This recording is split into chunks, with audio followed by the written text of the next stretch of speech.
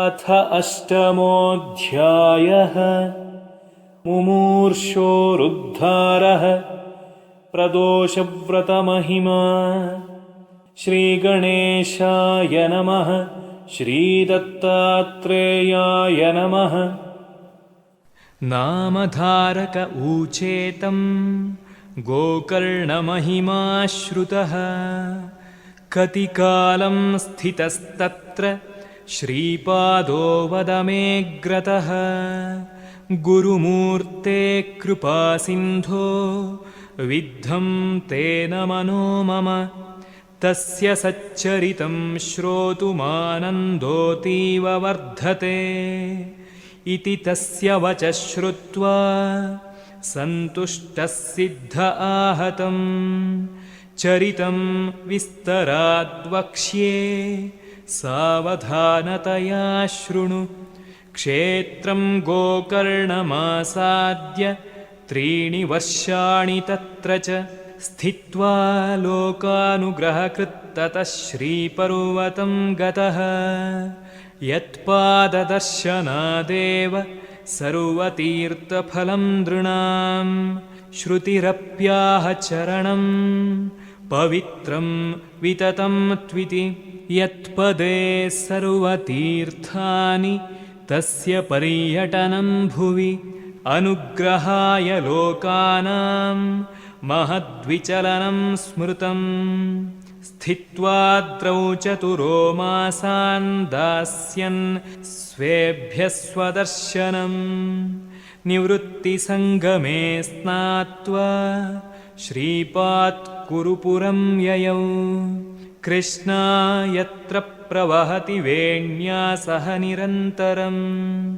Aparo महिमा तस्य दुर्लभोऽन्यत्र भूतले।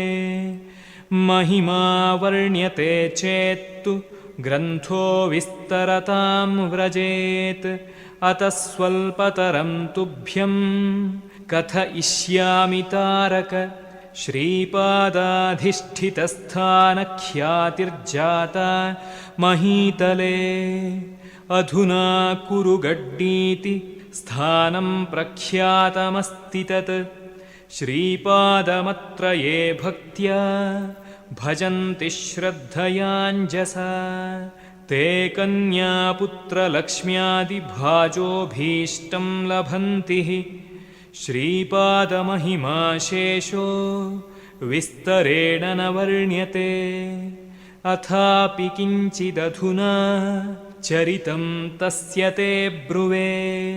विलीय तत्र श्रीपादस्वावतारान्तरं दधौ। श्रीवल्लभः कुरुपुरे गुप्तरूपेण चास्तिः। कथयिष्यामि भोस्तुभ्यम् अवतारप्रयोजनम्। तद्ग्रामे वेदशास्त्रज्ञः कश्चन ब्राह्मणोऽभवत्। तस्य भार्याम्बिका नाम सुशीलापतिदेवता।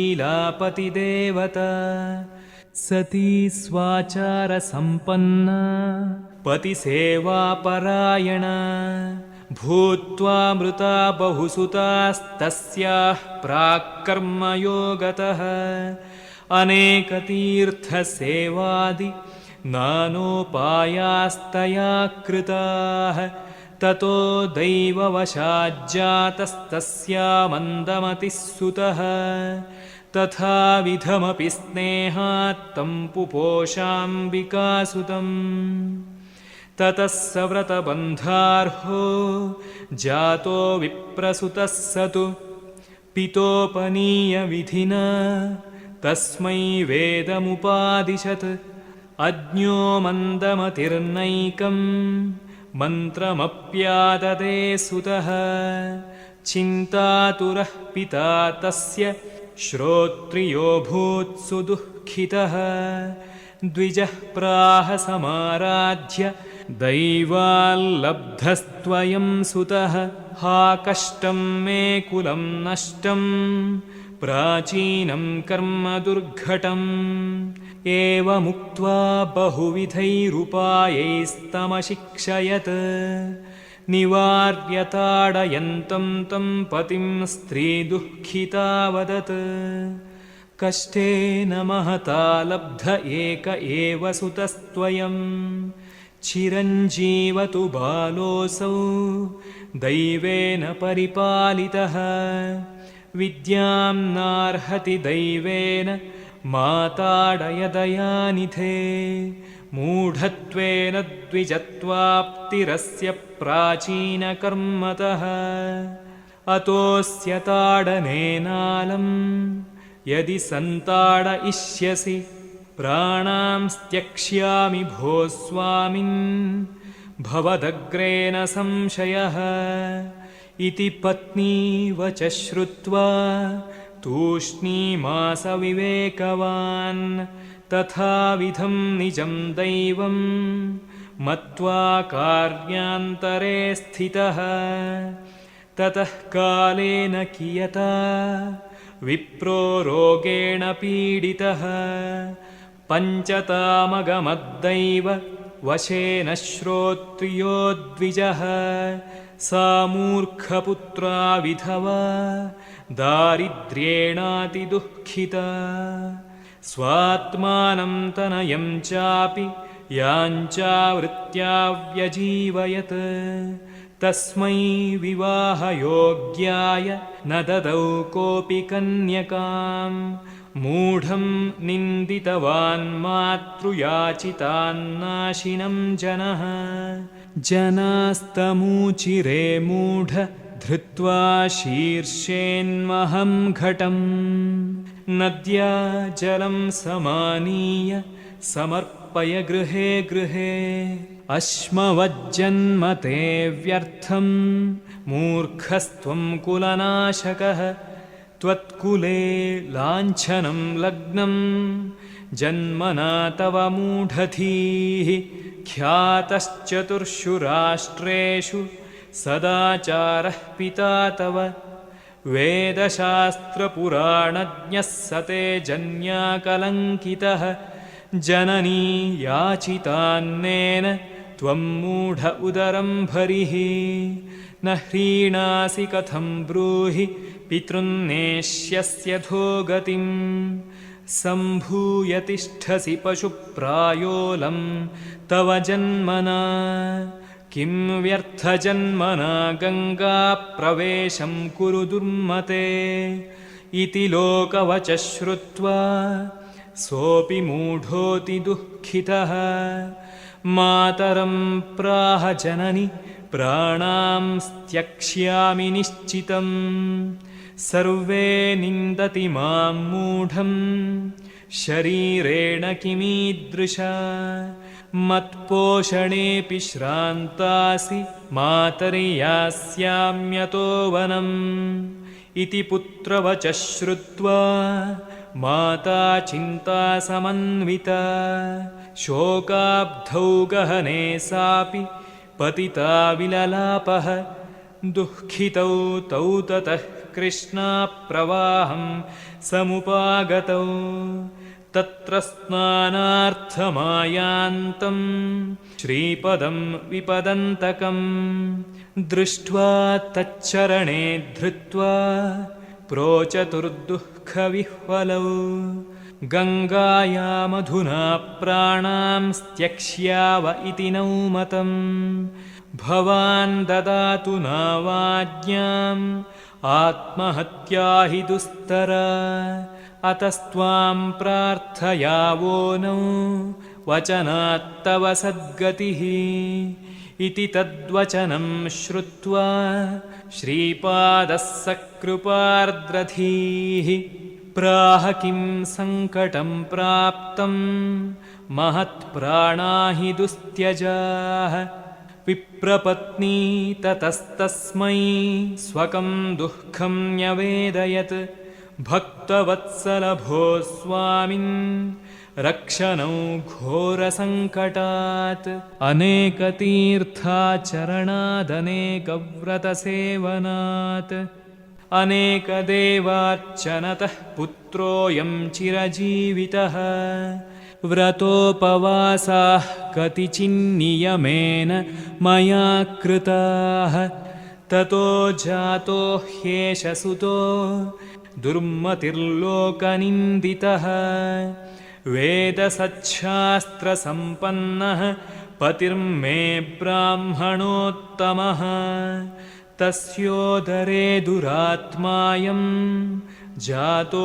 मन्दमतिः प्रभो दयस्व श्रीपदयते पुत्रो नेदृक्सतां गते भूयाद्भवे भवेष्येव सदुपायमुपादिश कृपाद्भिर्दैन्यहर्ता त्वमिति ते चरणौ धृतौ भाग्यादृष्टं ते चरणं शरणागतरक्षणं स्वामिन्नुत्पद्य संसारे नानाकष्टं मया कृतं सुखलेशं न मे दृष्टं नष्टाः कष्टाहिताः सुताः भ्रष्टं सौभाग्यं शिष्टोऽयं दुष्टः पुत्रः सुकष्टदः अजागलस्तनसमो वृथा जातोऽयमिष्टद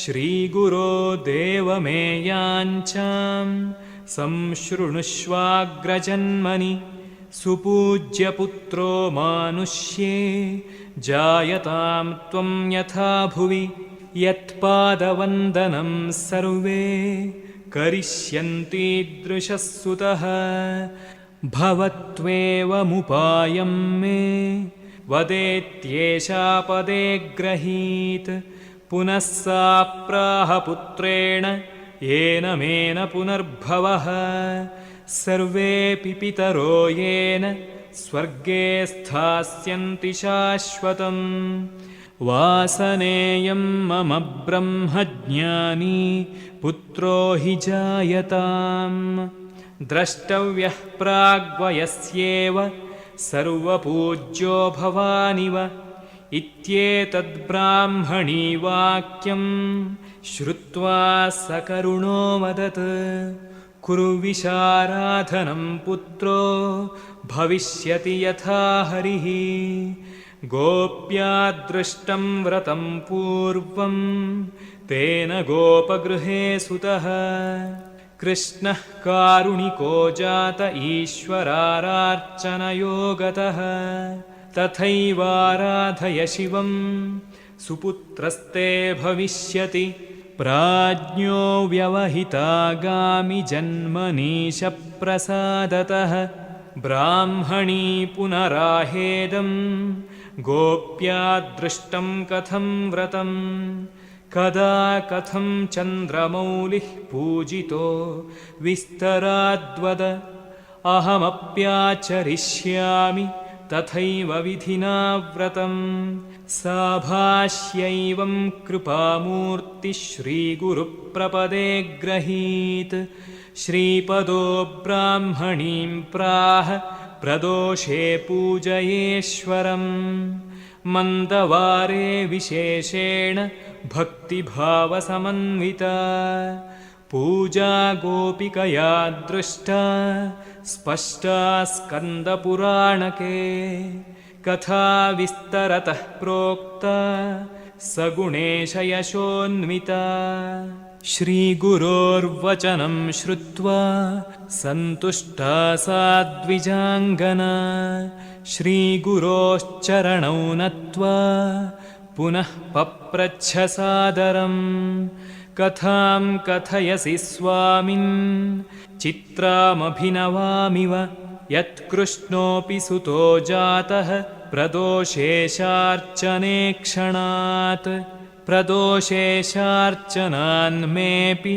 लभेत फलमीदृशम् पूजितोऽर्च्यः कथं पूर्वं तन्मे कथय विस्तरात् श्रीगुरुः प्राह वक्ष्येते स्कान्दोक्तां सत्कथामिमाम् आस्त उज्जयिनी नाम नगरं सुन्दरं परं चित्रं तथा भवच्चन्द्रसेन राजोऽतिधार्मिकः तस्य प्राणसखो नाम्ना मणिभद्र इति श्रुतः स ईशभक्तिसम्पन्न ईशपूजापरायणः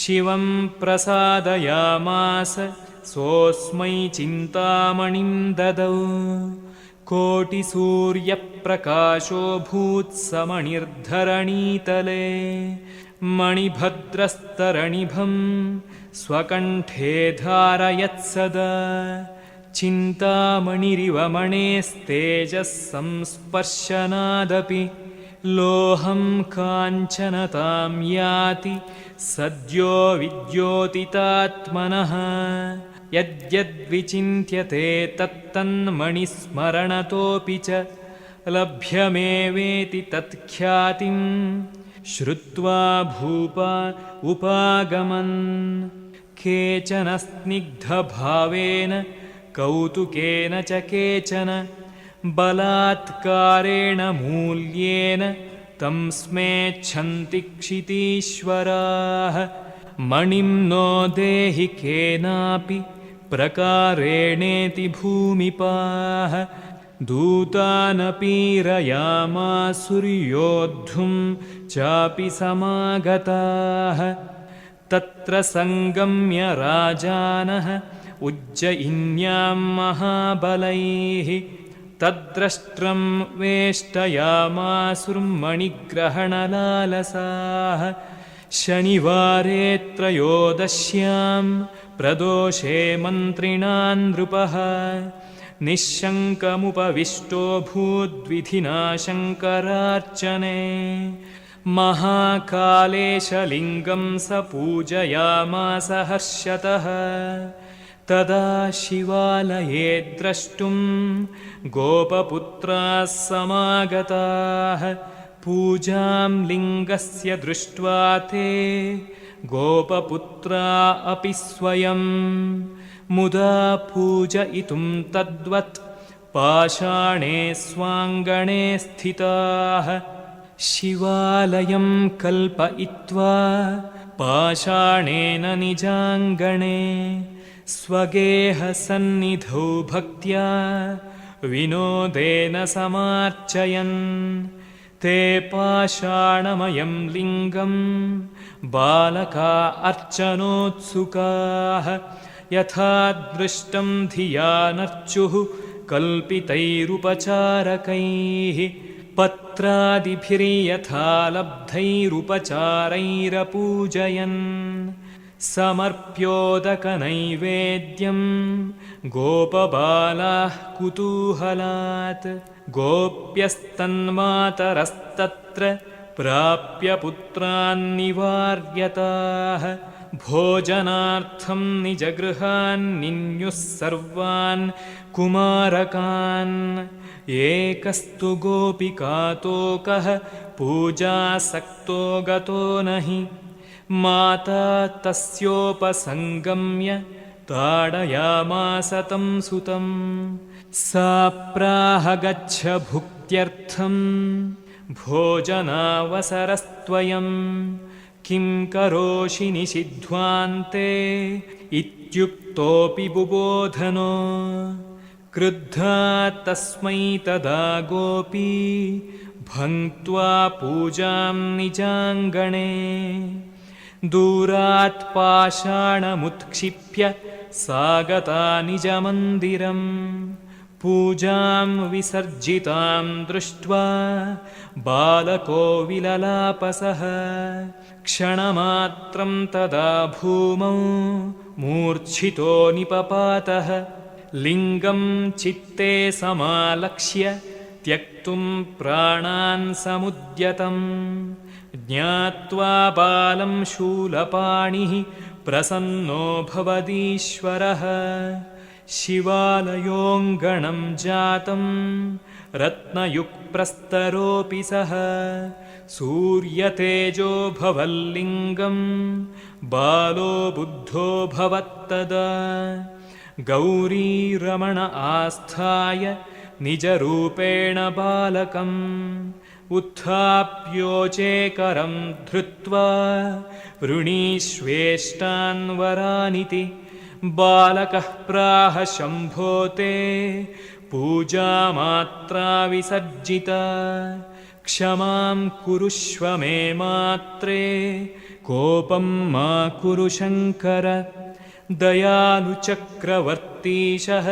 सुप्रीतः प्राह बालकं याददर्श प्रदोषे मे पूजां सा देवसूर्भवेत् सुतो भवान्तरे तस्य विष्णुः कृष्णो भविष्यति इति मे वचनं सत्यं नात्र कार्या विचारणा यद्यद्वाञ्छसि बालत्वं मत्प्रसादादवाप्स्यसि भुङ्क्ष्वत्वं सौख्यमखिलं त्वादृग्वंशोऽपि ते भवेत् इति प्रसन्नो गिरिजापतिस्तदा सदाशिवोदात् परमं वरं मुदा पादारविन्दं प्रणतस्य पश्यतः सुतस्य लिङ्गेन्तरधादधीश्वरः रत्नोपमं बभौ लिङ्गं कोटिसूर्यप्रकाशकः शिवालयोऽपि लोकास्तु मेनिरेभ्युदितो रविः युद्धार्थमागता भूपा शङ्कितास्ते स्वमानसे आहुर्द्वेषं परित्यज्य कर्तव्यं राजदर्शनं पवित्रे नगरे रात्रौ पश्यतार्कोऽधुनोदितः अतोऽयं पुण्यवान् राजा कोनेन द्वेषमाचरेत् इत्युक्त्वा प्रेषयामासुस्तस्मै दूतान् दिदृक्षवः प्रत्युद्गम्यापि राजा तानानयामास हर्षितः स्नेहेन समवेतास्ते द्योतं दृष्ट्वा परस्परम् ऊचूरात्रावन्धकारे जातः सूर्योदयः कथं ततस्ते चन्द्रसेनेन सहिताः कौतुकान्विताः तत्रैत्यरत्नखचितं ददृशुस्ते शिवालयं लिङ्गं च बालकमुखात् सर्वं श्रुत्वातिहर्षिताः तस्मै गोपाधिपत्यं ते ददुरन्याश्च सम्पदः स्वं स्वं स्थानं ययुः सर्वे स राजाप्यभयोऽभवत् शनिप्रदोषपूजायाः सुफलं ब्राह्मणीदृशं शैवो गोपकुमारोऽपि गृहमेत्याहमातरं भवान्तरे त्वदुदरे विष्णुस्त्ववतरिष्यति इतीश्वरो वरं मह्यं दत्तवान् हृष्टमानसः कर्पूरगौरः प्रसन्नः प्रदोषे यस्त्वयेक्षितः मया ते याचितं मातरपराधक्षमापनं शूलपाणिः क्षमां कृत्वा दत्तवान् मेऽपि सद्वरान् एवं मात्रे सवृत्तान्तं प्राहजातं तथैव हि प्रसन्न ईश्वरे जाते किं केषां दुर्लभं वद एवं प्रदोषकाले तु पूजादर्शनमात्रतः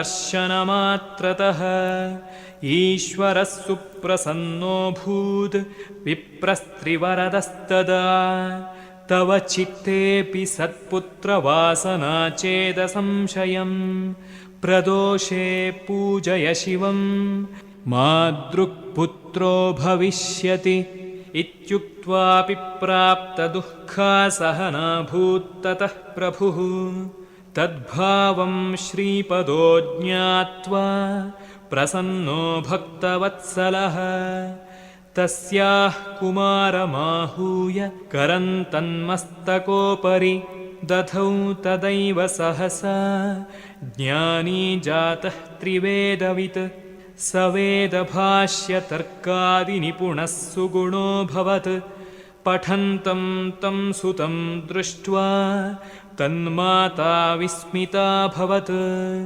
विस्मिता विप्रवनिता प्राहेशोऽयं विनिश्चितः, कार्यार्थमवतीर्णोऽत्र भूमौ मानुषवेषधृक्।